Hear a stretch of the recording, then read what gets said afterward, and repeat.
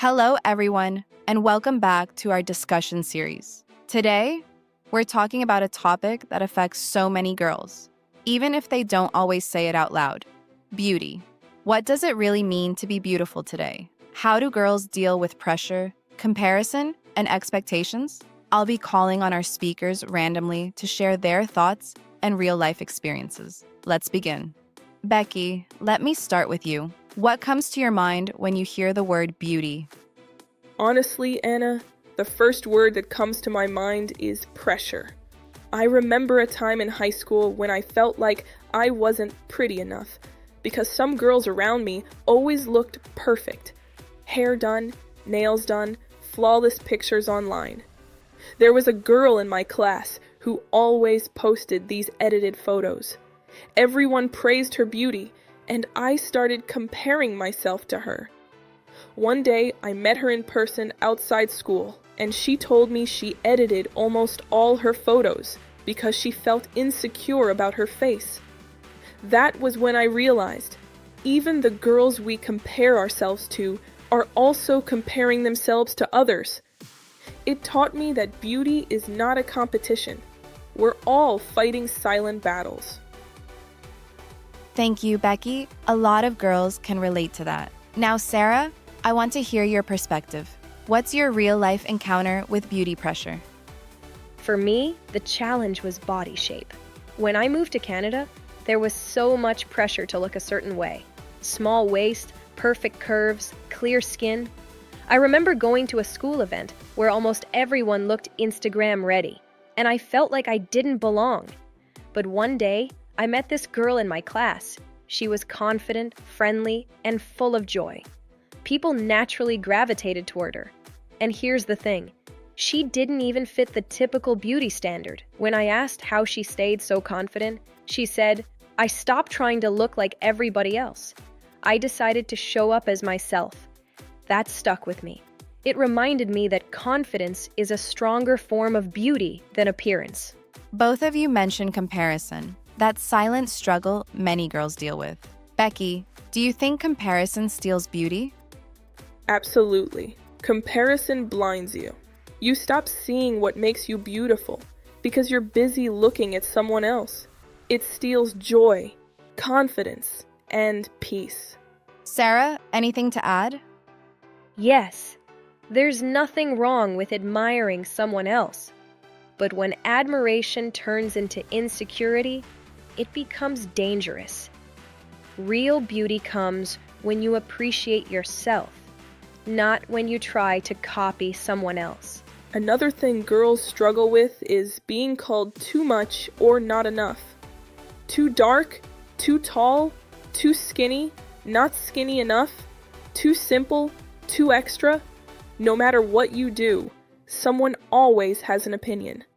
But the older I get, the more I realize beauty is personal. I feel the most beautiful on days I'm not trying to impress anyone.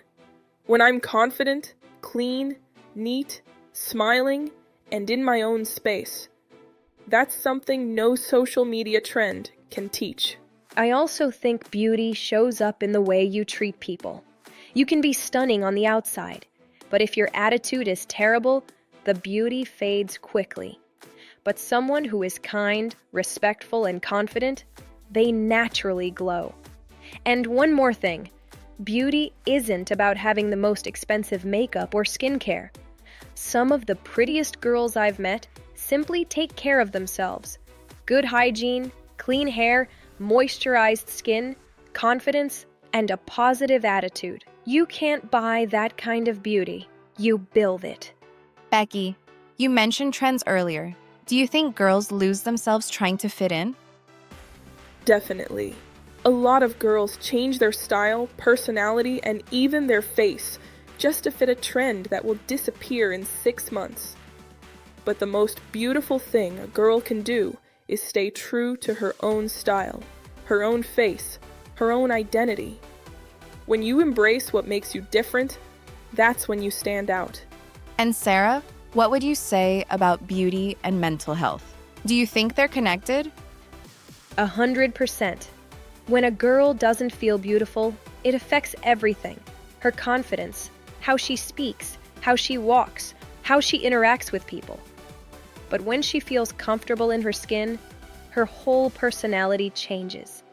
She becomes more relaxed, more joyful, more confident. That inner peace is a form of beauty.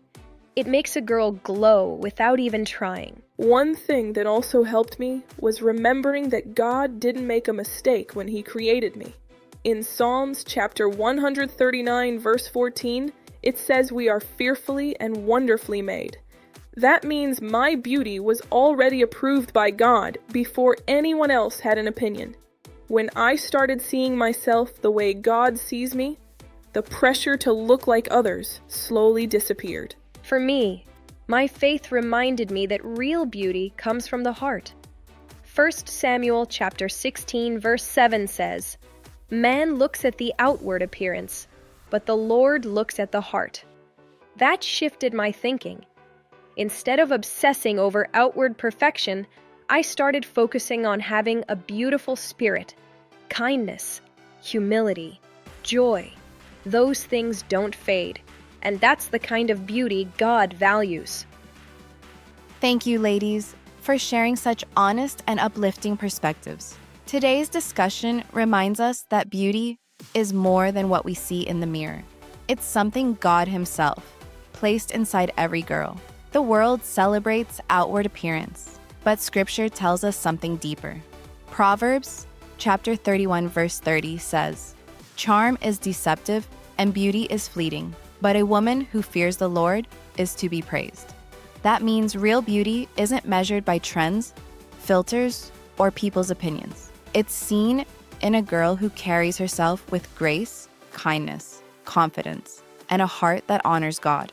So to every girl watching, God created you intentionally, designed you uniquely, and sees you as beautiful inside and out. Walk in that truth and let His light in you shine brighter than anything on the outside. If this discussion blessed you, make sure to like the video, share it, and subscribe for more faith-filled conversations.